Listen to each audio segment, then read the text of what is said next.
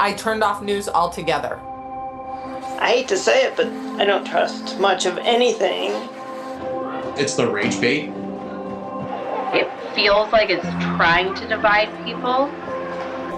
If we got clear facts, maybe we could calm down a little.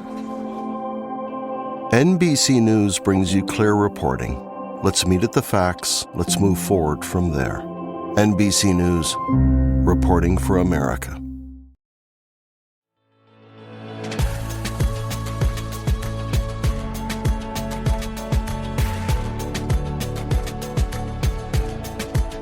I am Nicole Khalil, and on this episode of This Is Woman's Work, we're going to talk about something that is impacting over 190 million women in the world, and it is only getting worse. And in full transparency, it is not something that's impacted me personally. So as is often the case when something isn't part of your day-to-day life, I've had the privilege of not having to know very much about it. But it is impacting the day-to-day lives of many. From severe pain during periods and during sex to chronic pain, nausea, depression, and in some cases, infertility. It can start with a woman's first menstrual cycle and last through menopause, and yet women can go a very long time without getting diagnosed. For some, it can take upwards of 6 to 10 years because symptoms are often dismissed as just bad periods. You know, because we're so soft and dramatic.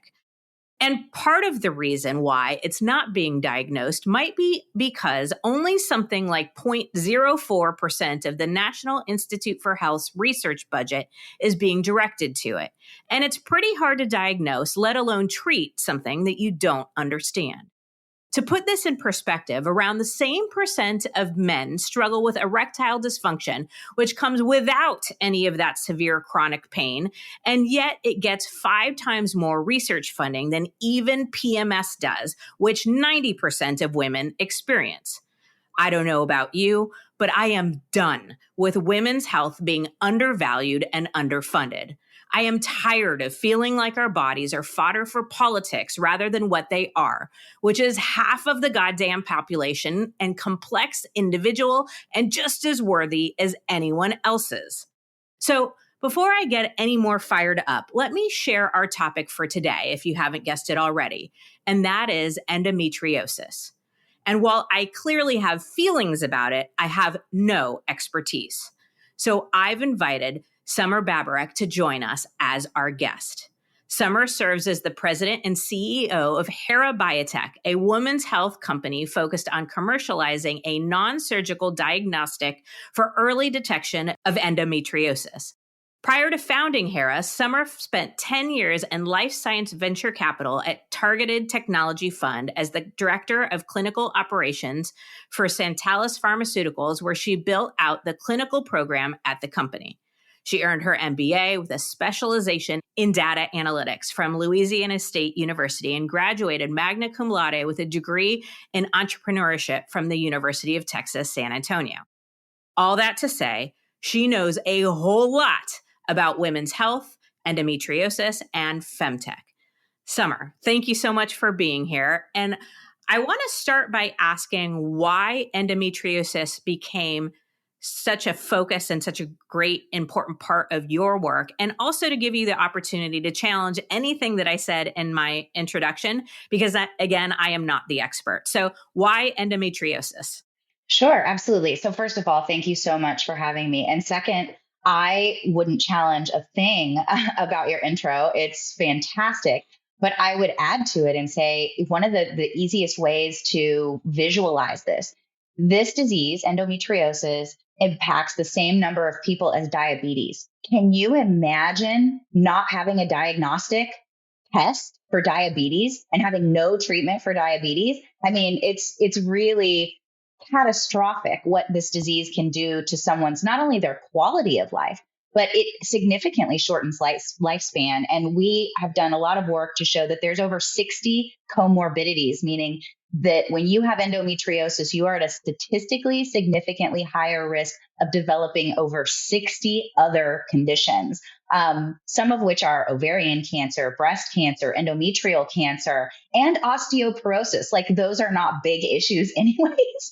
So I just wanted to add that onto it. So endometriosis, for me, I didn't go out looking for endometriosis. I went out looking at women's health. I've been passionate about that since my undergrad. I invented a medical device around my first labor and delivery experience that was in women's health. And so I really wanted to get back into it. I'd spent the last 10 years working for a pharmaceutical company in drug development. So I started looking at therapeutic work. And then I saw that most of the therapeutic work being done wasn't around actually modifying the disease or treating the disease. It was really around silencing symptoms of diseases, which I understand the draw to make people more comfortable, but also like, why wouldn't you want to treat the disease and make people more comfortable? And that kind of led me down the rabbit hole of like, oh, we don't understand these diseases. We don't track their progression. Oh, we don't even diagnose them very well. So that's right then and there is when I said, okay, we're starting a women's health company. We're started with diagnostics because we're going to put the horse in front of the cart and stop this ass backwards attempt to women's health innovation. I found a lot of technology around endometriosis in what we call liquid biopsy or like blood-based work. Scientifically, there is a big problem with a lot of that work. So we don't understand the disease very well. You can't diagnose something that you don't understand very well, certainly not by looking at something that doesn't have any relationship to the disease itself. And that's exactly what all of that work is done. So it actually just pollutes the space because then investors in the space think, oh, well, they can do the same thing you can do with blood. No. So I found this technology. I have never personally been diagnosed with endometriosis, but my sister had a hysterectomy at 32 because that's all they knew to do. They didn't even go get the lesions. They just took her reproductive organs. So she still had all the pain associated. So then they had to go back and take the lesions. And she still to this day suffers significantly with knock-on effects from that surgery and early menopause, because that's essentially what happens. My niece stopped trying birth control to help her after 9 and now requires Toradol shots just to go to class during her cycle. It's horrifying. And so, it's the number one cause of female infertility, and fertility gets tons of looks in women's health, right? Because we should be able to produce someone else's baby, for goodness sake. I mean, God forbid. yeah. Oh my gosh, we need more of you here. It's a huge unmet need in women's health. It's arguably the largest unmet need in women's health, which means there's a big old market for it, which gives it a lot of attention. And so I think it's just now starting to hit its heyday. And that's really, I think, why you see a lot of these companies coming in. Oh, we can do this with blood. We can do it with urine. We can do it with your spit. No, you can't. You don't know anything about it. Right. Okay. So is it fair to say that up until this point, the primary diagnostic tool involved surgery for endometriosis? Is that correct? That is still the gold standard of diagnosis. So we at our company lovingly refer to it as the Where's Waldo approach to diagnosis. So essentially what happens is when you have endometriosis, for those who don't know, the lining of your uterus, so the endometrial tissue, invades outside of the uterus and it forms tumor-like little growths called lesions anywhere in your abdominal cavity. So down in the lower bowel, all the way up to the diaphragm. It's been found on the base of the lungs. It can form anywhere in that entire region. So it's a huge place.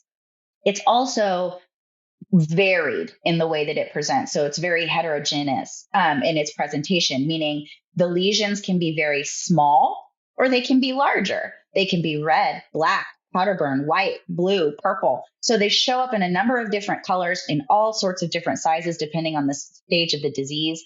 And so the surgeon is tasked with opening up the abdominal cavity. They do this through laparoscopic procedure and just trying to find the result of the disease growing out in the peritoneal cavity is what that's called, or the abdominal cavity, if that's more familiar.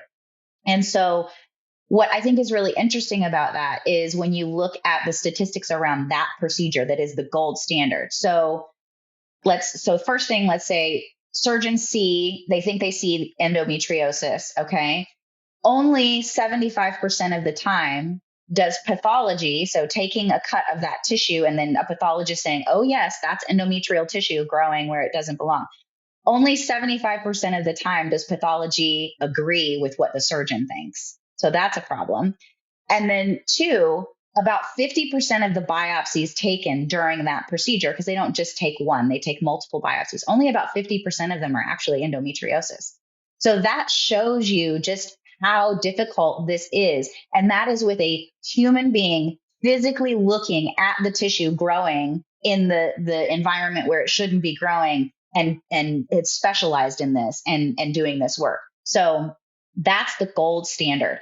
And in the US, the average time to diagnosis is 8 years.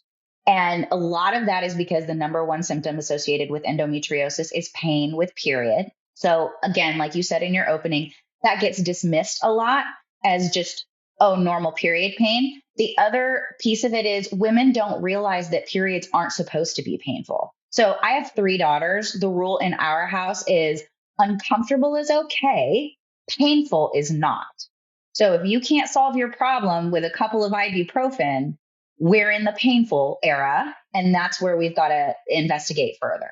So that gets dismissed a lot. But the other piece of it is that women just don't recognize that that's abnormal because we don't talk about it. We're not supposed to talk about things like that, especially being from the South, right? Like it's unsavory to talk about things like that.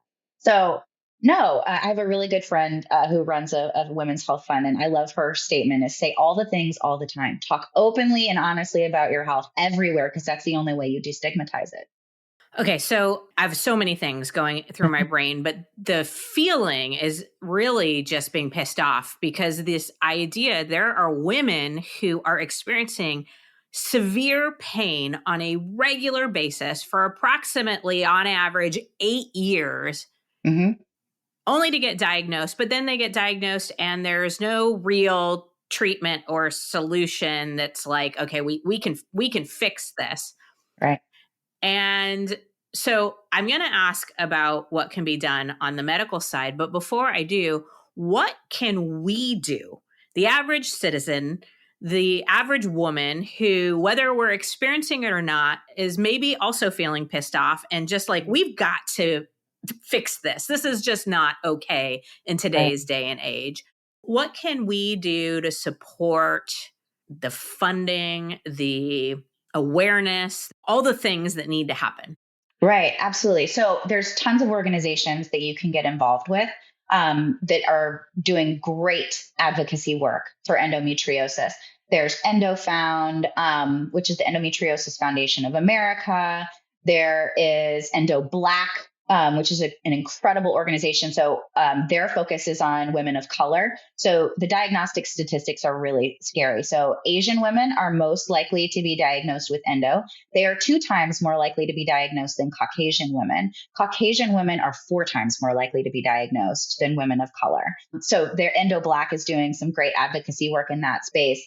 And then on the funding side, you can push. Women are just now starting to, I think, hit their stride when it comes to being involved in viewing themselves as investors, viewing themselves as people who can enact change from a business standpoint. So you can get involved with women's health funds that are funding hard science work. That's going to be hard to find, but there are some out there. And you can join groups like Portfolio, who are teaching women how to invest in this kind of space. And I think doing a darn good job of it as well. You can also join angel investing groups. It is not incredibly difficult to be a accredited investor who is capable of investing in this space. You don't have to write $1 million checks to make an impact with companies. And then I think, when you think about it all the way down to the political side of it, vote. You can vote, and you can look at the candidate and how their funding allocation went and where they pushed for things to get moving. Now, I know that there's a lot of buzz around this $100 million ARPA-H money that came out recently. And, I got asked about that, and I want to be excited. I really do want to be excited. I think there was a lot of, it's a step in the right direction. So I'll say that. But the topics, endometriosis wasn't even a topic. It had to apply in a catch-all wild card type topic. Well, how is the largest unmet need in women's health not a topic of focus for that funding? The other thing I always really try to point out delicately is there's companies out there that raise $100 million rounds. So they take $100 million into a single company to do weird things like bring back extinct animals. Okay. So you dedicated $100 million to the whole of women's health. It's a great drop in the bucket, but we've got to do more in terms of that. You talked about NIH funding in the opening.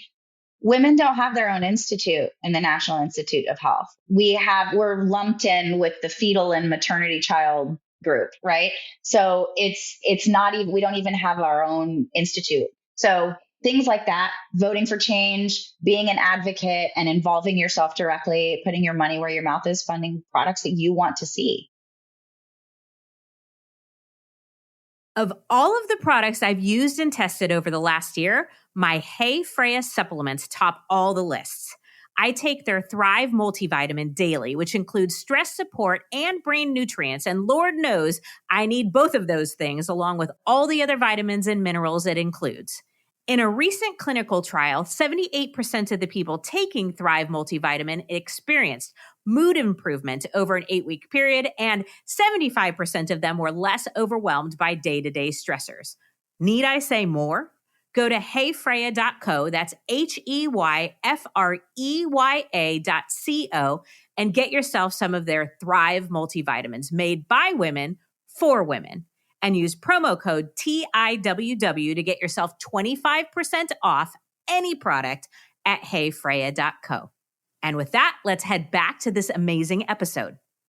Phenomenal list. I wrote down several. And, I find, and I don't want to get in too far on the political side, but I find that most people have one or two key issues that are super important to them, and they vote entirely based on that. I don't know that I know very many Americans who are super aware about all the things that are going on or involved at a really high level politically.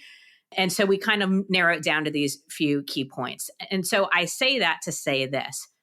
My number one point is women's health. That is the thing that drives almost all of my actions. And I'm not suggesting that that should be true for everybody, but I do think that all women need to care about this, whether or not we're experiencing the thing like endometriosis or whatever. What's being done then on the medical side with companies like yours, Hera Biotech and other things? Like what advancements need to be made so that women can get diagnosed faster and get treatment for endometriosis? Well, so the first thing we could do is put it in the curriculum in medical school. We could cover it, Novel idea.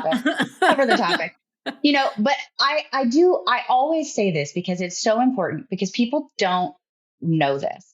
So gynecology is the least paid specialty in medicine, and they are responsible for the largest number of medical conditions. So think about everything that a gynecologist has to cover. Like if you're having a problem with your bladder, you go to a urologist, and that's their focus. Gynecologists have to do everything from ovarian cancer to pap smears to delivering babies to the gamut. And when the field went to the least paid is when it transitioned to the majority being women. That's a problem. Like, hello, hi. So it is women's work. And, my rule with gynecologists is no uterus, no opinion. And I'm not saying that men can't be phenomenal gynecologists, but I think it's fair to say that there's a large majority of women who feel very insecure about having a man tell them what's going on with organs they don't have. So, I don't think that's a valid reason to make it at least lower paid specialty. So I think we need to investigate that. There should be more reimbursement for gynecological procedures, because that's then how you get the better paid doctors. So all of that. From the medical side, there are a number of big pharma companies looking at developing treatments for endometriosis, and you get the people out there who are like, well, of course they are. They want to make money off these. Like, here's the thing. Like, what do you want? You want them not to be developing drugs, or you want them to be developing drugs for no incentive? Like, that's not how things work. So, I mean, we can be angry. That's okay. You can be angry. But at the end of the day, your anger isn't going to fix it. Action will. And so let's all put our cool heads together and figure out how to take action. So there are pharma companies looking in the space. We need to be able to diagnose it. The biggest problem with pharmaceutical companies developing drugs in this space right now is, how do you test your product? How do you know your product's working? Are you just going to cut a woman open multiple times over a clinical trial to look and see if the lesions are, getting smaller? You need a company like Hera, which is doing real science, looking at the tissue that is responsible for this invasion, looking at genes that their whole role is to mediate invasive cell behavior. So, you need things like that. So you have to have a diagnostic that's capable of tracking progression, and then you can develop a drug that you can test its clinical efficacy in clinical research. So all of those things. The other thing that I would encourage users or your listeners to do is get involved in clinical research. Women were not required to be included in clinical trials until 1993. Like, that's pretty scary, guys.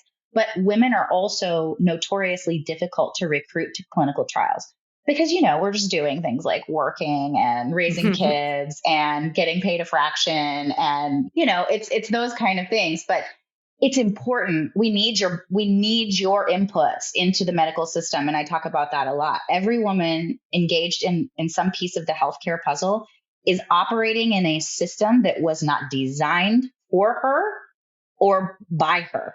So we need those inputs. So do involve yourself in clinical research if it's something that you can do.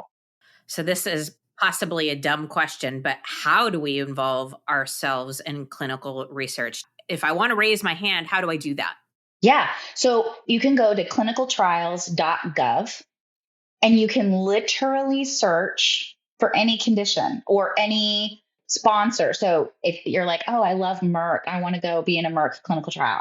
I don't know, but you could search for that, right? Or if you want to say, I'm looking for a clinical trial that just needs healthy volunteers, you can search. So you can filter your search and then you can find the sites that are in your area and you can go. And there's usually compensation involved. So it's not like we're asking you to donate your body to medicine. Like, there's usually compensation, and those healthy human volunteer studies are critical. Okay, incredible.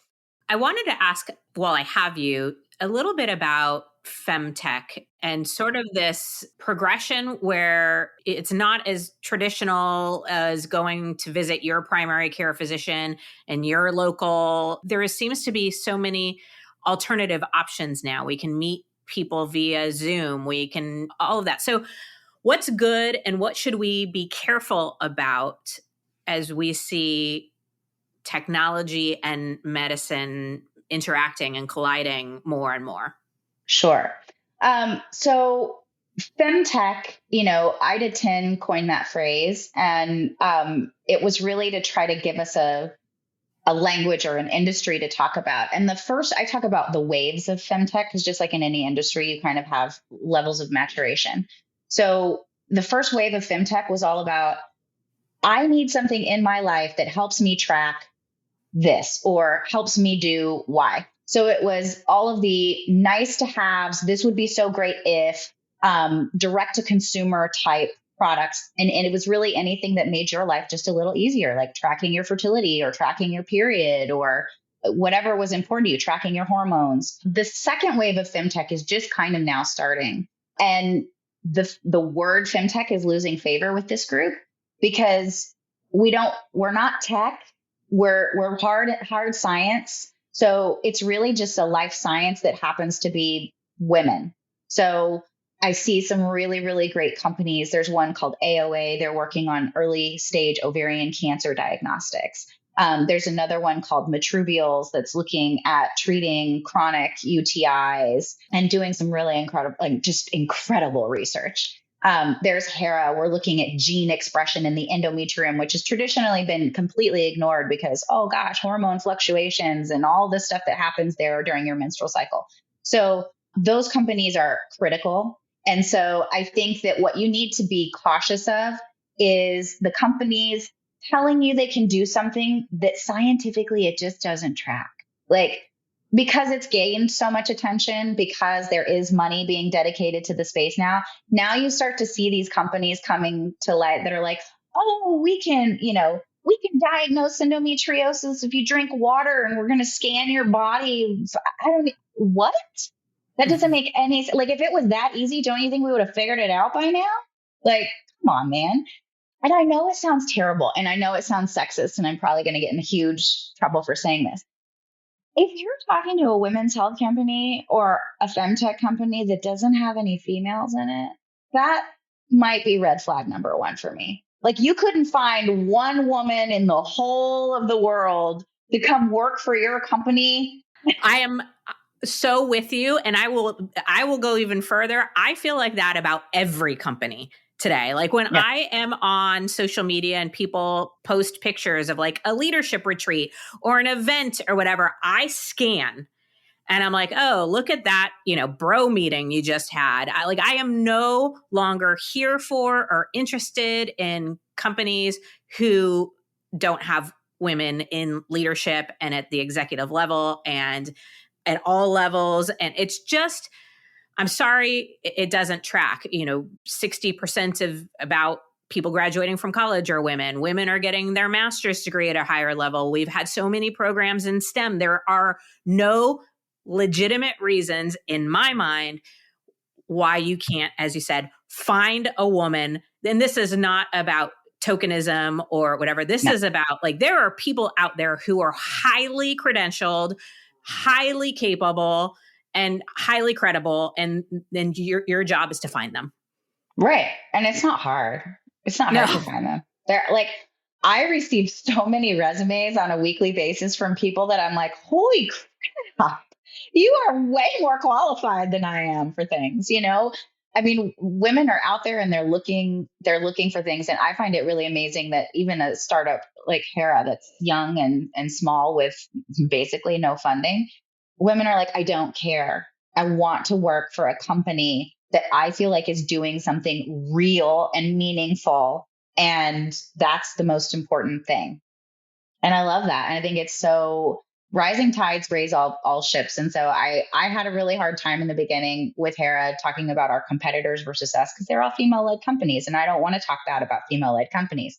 But finally, my chairman was like, okay, so don't talk about the people, talk about the technology. You've got to talk about this, so we'll get there. But, I don't have time or space in my life for that mentality of like the cat fight type stuff. And to your point, it's so important that you just have the input. Like, women have 80% of healthcare spending power. We make 80% of those decisions where those dollars go. If you don't have a woman input into what a woman might want to buy, like, this is where we get stupid shit like the pinky glove on that awful version of Shark Tank. And they got funding. And their whole spiel was, we're going to put a pink glove on a woman because they don't want to touch those dirty products for their menstruation. And I'm like, what idiot farm did you walk out of? Like, who let you out? Who let you loose? Like, it's so stupid. Like, you touch your penis every time you go to the bathroom. Could you put a rubber glove on for that? Like, oh my God. Highlight. I mean, this episode has all been great, but that was a highlight for me. Thank you. You're welcome. I have to ask one last question for your company, for Hera. If people are listening and either want to help fund or might be the right, client, customer, tell us who you're looking for here. Yeah, absolutely. So we're fundraising. We're always fundraising because it's abysmal. out there for everybody. So, you can find us online. I don't do social media, but I have these lovely women who make it look like Hera does all kinds of social media. So we're on all, Instagram, Facebook, and I think X as well, LinkedIn. We have a clinical trial just wrapping up. So we're not looking for patients right now. We're always happy to talk to people who think they have endometriosis. We'll try to help connect you with the right resources. If you're wanting to get into investing and you have questions, I am happy to talk to you. I meet with women all the time in all my spare time to help with, going through a financial model or understanding how to get access to like things that will help you understand scientifically what you're looking at. So always happy to do that. You can find me on LinkedIn. And then my email is just my first name at herabiotech.com. It's Hera, Hera, and her website is herabiotech.com. We'll put all of the links to all of the things she mentioned, social media and the like, in show notes. But at the very least, go to herabiotech.com. And Summer, thank you for this wildly important and frustrating, not because of you, but because of the experience of all of this, and for your incredible work. Thank you, thank you, thank you. Thank you. Okay, friends, if you or someone you know is experiencing symptoms or has been diagnosed with endometriosis, please know that Hera and EndoFound and EndoBlack, all of these available resources are out there for you. And for those of us who haven't, I'd challenge us to wrap our brains around this very important paradox. Our bodies are ours. We are the deciders. You get to choose what's best for your body. And also, there is no such thing as other women's bodies. It's time we stand for all women to get the care they deserve, the information they need, access to the options and choices that are currently only available to some, and the opportunity to be listened to and treated for whatever it is that might be hurting or harming us. There are women who don't and won't advocate for women's health, but guess what? We can stand for them anyway. Because this isn't about deserving or earning. This is about the inherent value of each and every one of us and our bodies. You don't like that? Well, guess what? I probably don't like you, but I'll stand for your health anyway, because that is woman's work.